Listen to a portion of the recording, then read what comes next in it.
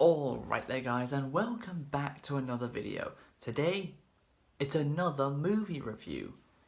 Yes, we're doing quite a few of these this year, haven't we? This time, we're having a look at Sonic the Hedgehog 2. Now, disclosure, I never watched the first movie. So, I don't know the story of the first movie that well. Because I didn't watch it back in 2020, about a month before the pandemic and all the lockdowns kicked off. But I still had high expectations going into this movie, as this movie was listed as...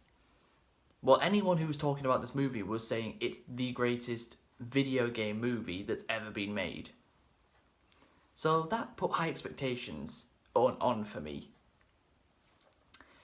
Did those expectations deliver? Yes, actually, they did. I'd say they did. So, the movie begins in a robbery scene where these guys in a big truck,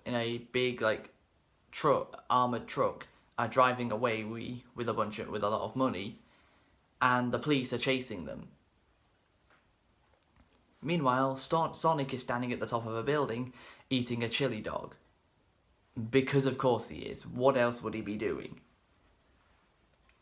Sonic jumps into the armored truck, kicks all the guys that are in there out, apart from the one who got kidnapped. Stops the robbery, but at the same time destroys the entire city block. And when he gets home, pretends he's been sleeping the whole time, when he's actually not been sleeping at all, and then gets woken up by the dog Ozzy. Sonic goes out fishing with Tom, and Tom finally brings up the fact that Sonic was the one that destroyed the city block. And he gives him an important lesson. First of all, Sonic needs to grow up. He's too immature, he's a kid. And the second thing that Tom tells him, and this is a pretty good message actually, within the movie, you don't choose when you use your powers. That moment chooses you.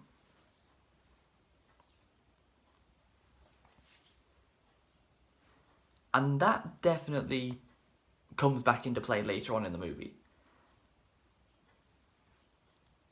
So, Tom and Maddie have been invited to a friend of Maddie, a wedding for someone who is a friend of Maddie's.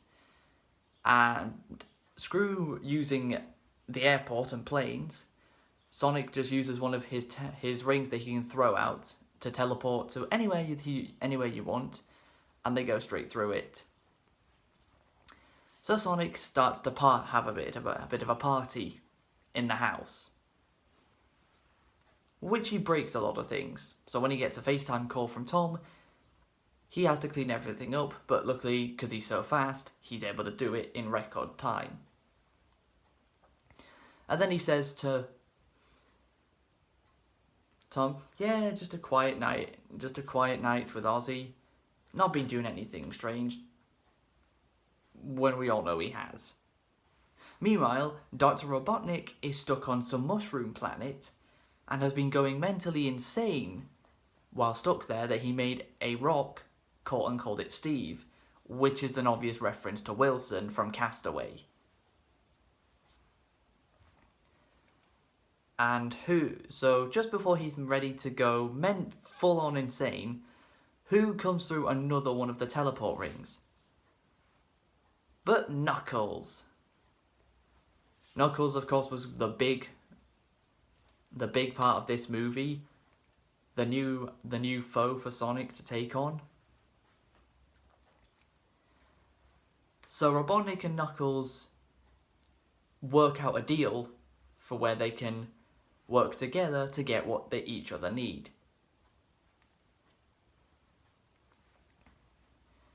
And Robotnik does this with a handshake, of which Knuckles almost crushes his hand. That becomes a running gag throughout the rest of the movie. Anytime Knuckles shakes hands with someone, he almost crushes their hand. So, Robotnik and Knuckles head to Earth and destroy Sonic's house. As Knuckles is trying to take Sonic down, and Sonic has no idea why. So, who comes in to save Sonic, since he clearly can't save himself at the moment? But his trusted best friend from many years of the games, Tails the Fox. Nice symmetry. The marketing for this movie was identical. The marketing poster for this movie was very similar to the poster for the original Sonic the Hedgehog 2 game from 1992, I think it was. And Tails was first introduced in that game. So it's funny how Tails is first introduced to the movie franchise in the very same movie, in the very same iteration. So Tails gets through the portal, and the Sonic and Tails get the hell out of there, and they end up in Siberia, of which they nearly get thrown into a fire. So Tails suggests they compete in Ivanka, which apparently is a Siberian dance contest. Because the map Sonic had hold of is then taken by all the people in the bar. So Sonic and Tails try to start dancing and fail miserably at it. So Sonic's right, I've had enough of this. Sonic needs his own tunes. So Sonic gets his phone, sticks it in the speaker, and puts Uptown Funk on, which I thought was really funny because it's a pretty good song. So Sonic and Tails then win the Ivanka dance competition, get their map, and get the hell out of there. Unfortunately for them, Knuckles and Eggman are not too far behind.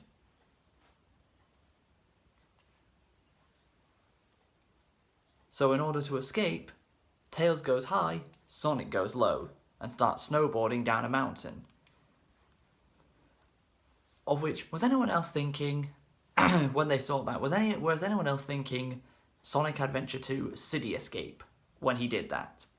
Or was it just me?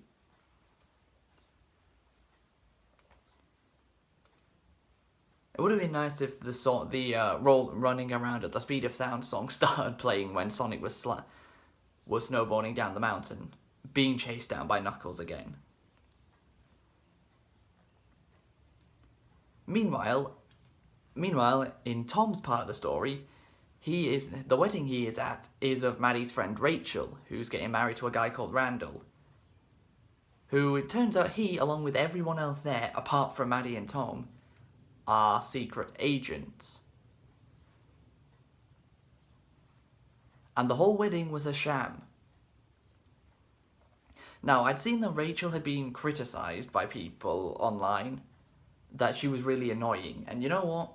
I can see where they're coming from. I didn't find her too annoying, but I fully understand where other people are coming from by saying she's annoying, because she kind of is a little bit.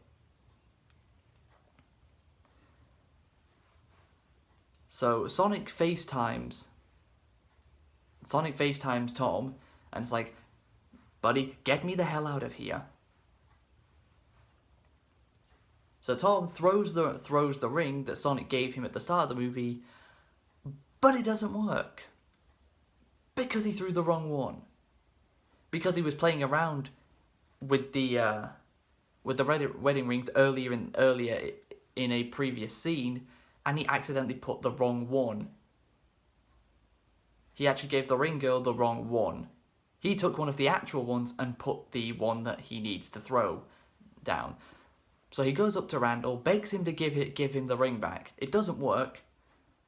So Tom just punches him right in the face, knocks him down, takes it, throws the ring, and just about gets Sonic and Tails out of there. But then Sonic and Tails get captured because all of the secret agents were actually there specifically for something like that. Luckily, Sonic, Tails and Tom don't have to wait too long before being broken out, because Maddie and Rachel get them start kicking some ass, just taking out all of the guards. So Maddie manages to get Sonic, Tails and Tom out of there. Tails is still unconscious, and soon after that, Eggman and Knuckles arrive. And after that, they head their way to a temple, which is where the Master Emerald is, which is what Knuckles has been looking for the entire time. And the reason he was chasing Sonic is because he believes Sonic has something to do with it. Because Sonic's mother, Longclaw, from the first movie, happened to be part of a clan that would try to enslave the Echidnas, which of course is what Knuckles is. And then we find out that the Owls and the Echidnas have actually been fighting for centuries. Which then makes sense why Knuckles is attacking Sonic. But he doesn't understand. Sonic has nothing to do with this. That's the big problem. So Sonic realises that even though he can't swim, he's fast enough that he can just run on water. So Sonic jets off to chase down Knuckles and Eggman for the Master Emerald, and then finally arrive at the temple, of which there are a lot of Indiana Jones references in this one temple. I managed to clock all of them. The spikes being shot out of the wall from Raiders of the Lost Ark, we had that. The boulder chase from Raiders of the Lost Ark, that was there. The sliding under the door and escaping near death from Temple of Doom, that was in there. And then later on, at the end of the temple scene, the temple fills up with water and then gets destroyed, just like it did in Kingdom of the Crystal Skull. I know we shouldn't talk about that movie ever, but they did reference it. The only movie that I couldn't tell if there was a reference from was The Last Crusade. But in the temple, that's where the Master Emerald is. And Knuckles stops Sonic from getting to it. The thing Knuckles didn't understand is that Eggman wasn't actually really wanting to be helping him. He only helped him for his own gain, because that's what Eggman does.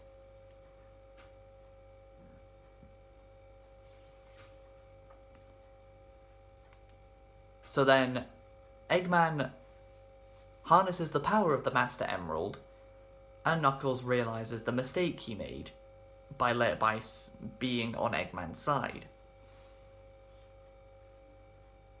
Eggman heads his way out of the temple, with Sonic and Knuckles needing to escape as the temple is crumbling in on itself. As the water level is rising, Knuckles gets trapped under a part of the temple. So Sonic has to go, even though Sonic can't swim, he goes under there anyway, helps Knuckles push the bit of the pillar on top of him away. Knuckles leaves, and then Sonic's like, hey, I did it. Oh crap, I can't swim. So Knuckles then has to save Sonic, and the two of them arrive back on the beach shore, where Tails is. Sonic asks Knuckles why did he save him. Knuckles says, you saved me, so it's only fair so you don't have an advantage. Knuckles is very much the type of I fight for honor type of guy. That's mostly what he's about. So Eggman makes his way to a secret robot he'd been working on. That is the final threat of this movie. A giant a giant robot that he can control by using the power of the Master Emerald. As Eggman is inside of the robot, and whatever he does, whatever movement he makes, the robot makes the same movement.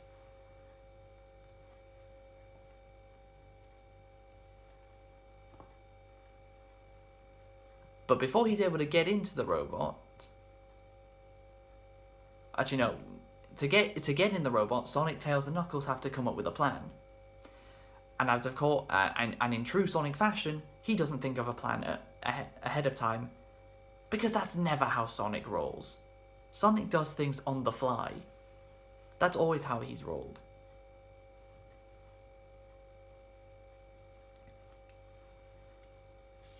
So Sonic becomes the distraction for Eggman because he's realised, Sonic's realised that Eggman's weak point is Sonic. Sonic's mere existence infuriates Eggman.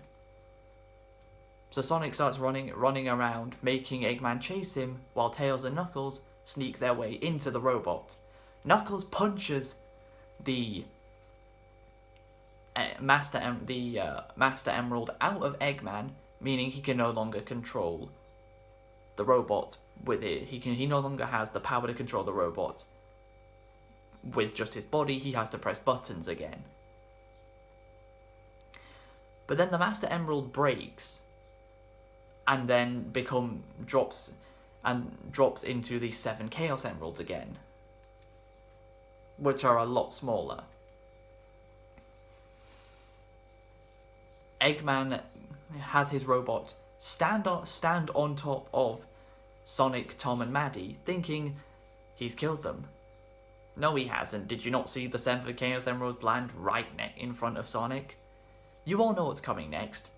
Super Sonic. Yes, the first introduction of Super Sonic to this movie. And it feels very much in the way of when Goku first achieved Super Saiyan against Frieza. And no, you can't moan at me for making a Dragon Ball reference, since Super Sonic is entirely a rip-off of Super Saiyan. They completely copied the transformation. The way how... It's similar in the way that whenever any attack Frieza did on Goku, as soon as he turned into a Super Saiyan for the first time, Goku could just block easily with no effort. And it's the same here. Eggman gets his robot to do a really big punch, and Sonic just goes like this. Just puts his hand up and blocks it with no effort. And then Sonic destroys Eggman's robot thanks to the power of his supersonic abilities.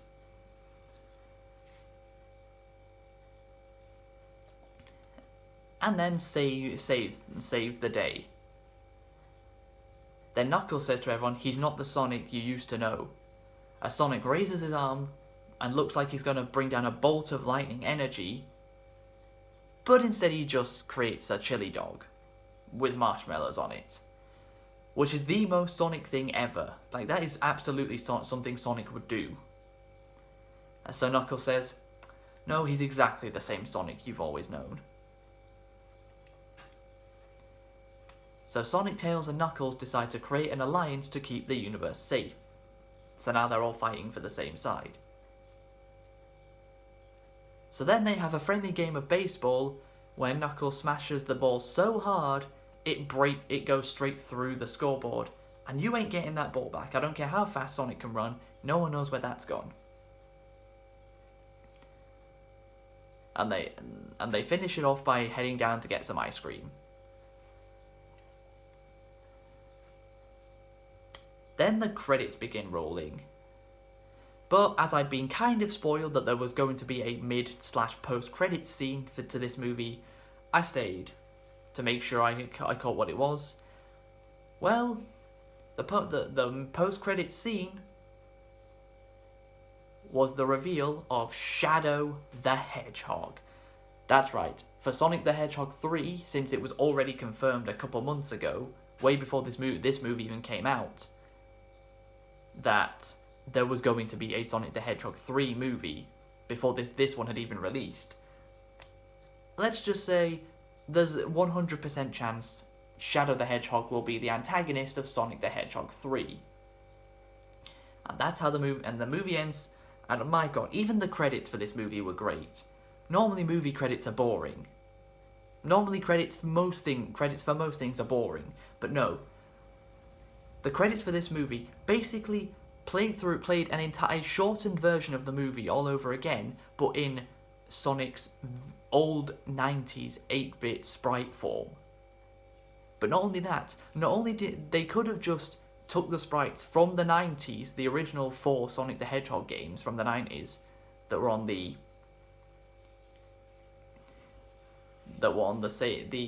Sega consoles back then, the Sega Genesis, that was it. But no, the creators of this movie went the extra mile and created brand new, modern day 8-bit sprites just for this movie. That shows you a team of people who care about the movie and care about the franchise that they're making. So, is Sonic the Hedgehog 2 the greatest video game movie ever made? Yes, it is. For once, all this hype of people saying this is the best of this thing ever made. Yes, it actually is. The acting was, of course, great. Ben Schwartz plays Sonic very well. Great to see Colleen return as Tails, reprising her role from the games. Idris Elba puts in a pretty good performance as Knuckles as well. Jim Carrey is, well, Jim Carrey. Of course he played a great part. But Jim Carrey announced on April Fool's Day, which was probably a terrible day to announce this if it's true, that he's retiring from acting now.